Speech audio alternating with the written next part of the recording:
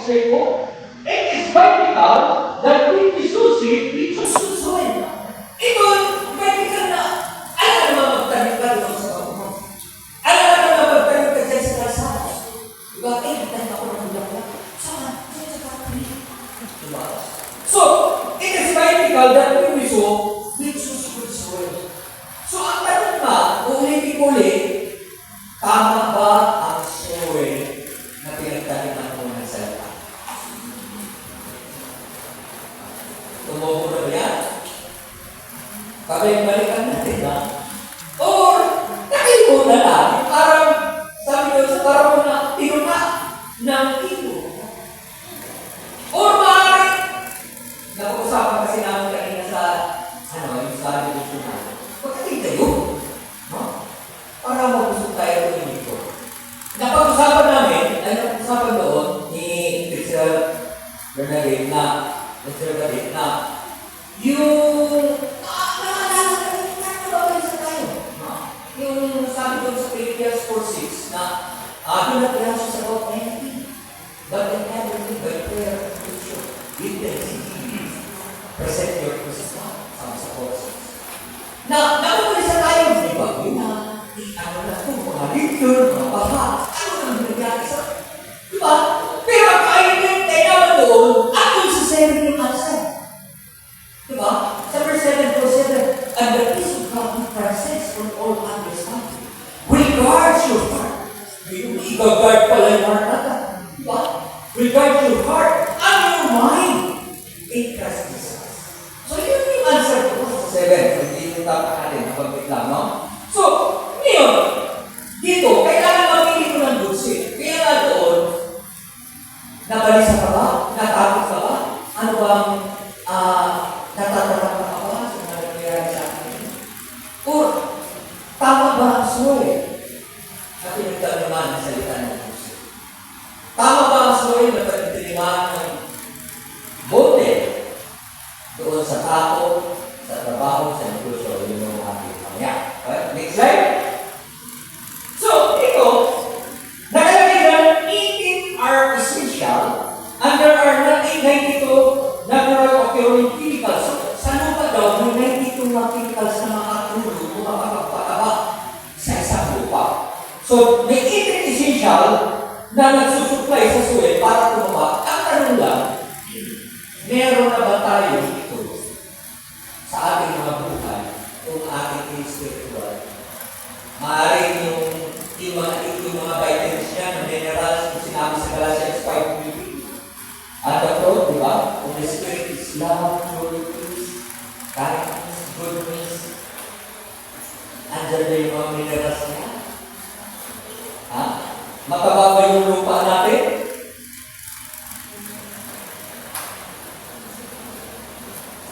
So, ito yung mga 9 fruits, no? Love, joy, peace, patience, kindness, goodness, faithfulness, gentleness, self-control. Meron ba itong mga sa lupa na pinagtatanim natin, sa buhay natin, sa puso natin, sa sarili natin? Nandito ba yung mga vitamins na ito para lumago yung bote, yung salita ng Diyos sa buhay natin? Amen? Paano siya ito? Amen. Ha? Hindi ako galit, ha? Okay. Next slide. Papakalawas natin. Pangatlo is season. No? Ang regular talaga, ang normal is 4 season. No? Ito yung winter, na malamig, may snow, may ulan, kailangan mo magsuot ng payong, kailangan mo mag-loose ng lamig. Para ngayon, nag-i-scarf, wala mo nag-i-scarf, so hindi pa dapat pala sa atin. Yung ice skating, di ba? Patapos, kailangan ng laging mainit, matcha, mga kape. Pagdating naman ng springs, ay warm. Patapos hindi yung sa tagal na tinatawag na taxibool. Yung dito kasi sa atin wala, pero mapapansin mo pag taxibool, yung naran, dagdadahan yan. No? yung mangga, sinisibuli na, yun yung ano, yung sayang na sibula. Or, straight. Pero, sa atin kasi, dalawa lang, no? Yung dry season, at saka rainy season. Kaya yung sa atin, dalawa lang. Pero, yun yung ano, yun yung talatandaan. Sa ibang bansa, meron to. Or summer. At least, mainit, nag-beach, camping, kadalasan, April, March, May. Nagbabakasyon, camping, cold beach, leaves fall, when, ito naman yung ano, yung taglabas, no? Pag sinabi ko ito, nakita yung nara, wala na dahon, yung mangga, parang tanda na ng mga dahon na, di ba? Nagdalagdagan na, yung mga bulaklak, mga bubel. Ngayon, ang tanong na lang, yung buhay mo ba ngayon ay nasa ulit na kailangan ko ba? Parang ang dami mo sa Panginoon, ang dami mong pagbasa, ang dami mong magpuri, ang dami mong manalangin. Sa winter ka na ba? O nasa spring? Parang kagsipul. Umiibig ka na. May crush ka na. Narinig niyo yung first love mo, ang first love natin si Jesus, diba? Or, nasasabi ko, ito, iigit sa ang iigit sa trabaho. Ang init, mainit na sa mga kasama. Or sa ulo na, nalagas na. Nalagas na ba yung mga bunga? Nalagas na ba yung issues mo? Yung diabetes? Yung goodness? Nasa tagagas ka na ba yun? Ha? Sitik natin yan. Okay, next slide. Sabi sa Genesis 8:22, as long as the earth endures, seed time, harvest, cold and heat, summer and winter, day and night will never cease. Even in Genesis 2 evidence that shows seasons represents the beginning of the time. Everything God designs is for the purpose of the exists. Now, doon pa lang sa Genesis, next slide po. Ayan. So, God designed season for a purpose, every season to time. So, makikita natin na inisipin ng Diyos yung summer, winter, diba? Spring, tapos autumn. Ganun din po sa buhay natin. May mga season, diba? Minsan, abundansya na, tapos nagbabakasyon ka. So, parang summer dito. Minsan naman, ang lamig mo, nilawan ka na. Natatakot na ako. Ang dami na ako nakakabag na mamimili. O natatakot na dahil marami nang bumuli sa'yo. May hindi pa masama doon ng batas. Pinagap ni James ito, yung tinatawag na iman at yan sakit na anti-bullying. Yung parang nag-bully ka doon sa Facebook or social media, hindi ka kasuhan. So, ganun ba? Saan ba ang season natin ngayon? Next slide po. Ulitin ko. Nasasanay ka na ba?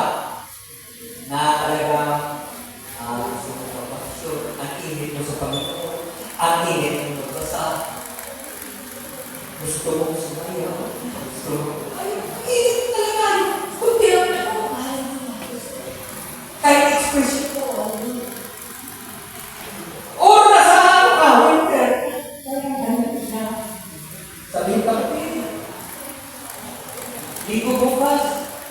Sabi ko, sasabi na. Talaga nang lamig mo na. Hindi ka na, sa bahay, hindi ka na nakakausap, nakaputo ko na lang sa cellphone, sa TV, talaga nang lamig mo na. Or nasa utom na. Maaaring ikaw yung sick at ikaw yung nasa handa ba ng Panginoon. Maaaring ibang tao, di ba? At kung nasa inyo, maaaring in-invest mo yung oras mo, yung panahon mo sa isang tao dahil nakala ng luksuin. Hindi pala namunga. Okay, next slide. Huwag ka na mag-asaya ng pera. Sabi dito, God is saying, stop wasting time with wrong person. No, baka mali yung soil na pinagtalimin mo ng yung oras, ng panahon, ng pera, ng pagmamahal. Ano pa ba? O mali yung pasukan mong trabaho o yung negosyo. Nagsasaya ka lang ng oras. Baka mali yung panahon o mali yung soil na pinagtaliman mo. Baka mali yung tao. Check natin. Okay, hindi lang yung soil natin, sabi ko nga, hindi lang yung hulugan na tinanong natin, maaaring yung tinanong natin yung sa tao, sa trabaho, tama ba yung pinagtaniman natin? 30 years ka na doon sa trabaho mo, baka ka pero sa utang, nakabali ang soil.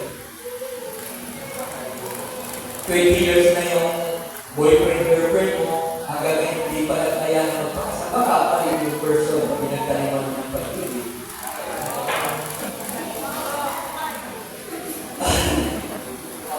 O kaya, nag-divorce kayo, baka mali yun. So, diba? Tama yung sin. Tama yung pagmamahal ko. Tama yung oras ko. Tama yung panahon. Baka mali yung soil. O baka hindi pa panahon, nag-aaral ka pa. Diba? Nag-aaral ka pa, patapos tubo ka na ng pag-ibig. Puro yung na ng heart-heart. Mali yung season. No? Hindi ba season para mag-girlfriend boyfriend ka? Focus ka sa pag-aaral. May mga ganun kasi, no? Nag-aaral pa. Tapos, nagtayo na ng pag-ibig. Mali. Ang gagawin. Nag-divorce din. Dahil mali yung season. Hello? Parang may nag-ibig ako sa'yo. Oh. Pag nag-aaral na pa mali yung season pa, magtayo ng pag-ibig. Yes. Pagtapos ka na, sabi ko nga sa yung dating nawawa ko church, wala kayong karapatan ng boyfriend na girlfriend kung nag-aaral ako. Bakit? Sabi ko, ang kapal ng mukha mo, magsabi ka sa nililigawan mo, punta tayo sa Jollibee, pagtapos nahingi ka sa mama mo, ng bago,